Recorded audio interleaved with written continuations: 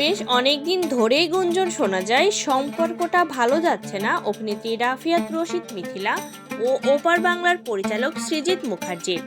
এমনকি তারা বিচ্ছেদের পথেও হাঁটছেন। তবে সম্প্রতি এক সাক্ষাৎকারে সব জল্পনাকেই যেন পাল্টে দিলেন মিথিলা।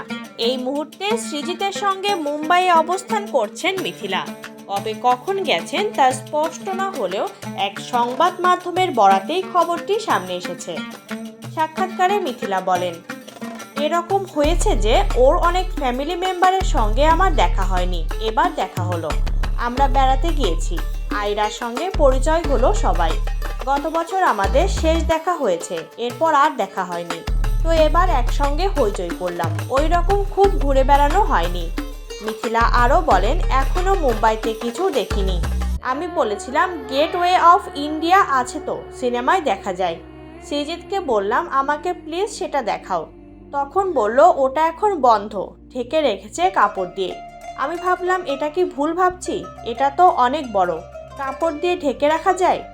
সব সময় সৃজিত আমাকে এভাবেই বোকা বানায়। কথাগুলো এত সিরিয়াস চেহারা নিয়ে বলে যে পরে আমি গুগল করলাম, দেখলাম এত বড় স্থাপনা কিভাবে ঢেকে রাখা সম্ভব। এরপর ওই আর কি। সৃজিত মুখার্জির সঙ্গে মিথিলার বিচ্ছেদের গুঞ্জন দীর্ঘদিন চলছিল।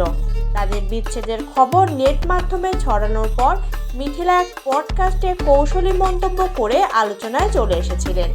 সেই সময় মিথিলা বলেছিলেন 2024 সালের জুলাইয়ের পর থেকে এখনও পর্যন্ত আমি কলকাতা যাইনি, আমার ভিসা নেই।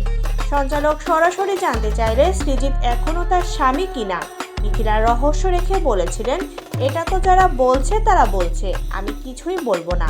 তবে স্বামী সম্পর্কিত প্রশ্নে যোগ করেন, হ্যাঁ, পাসপোর্টের নাম এখনও রয়েছে তার।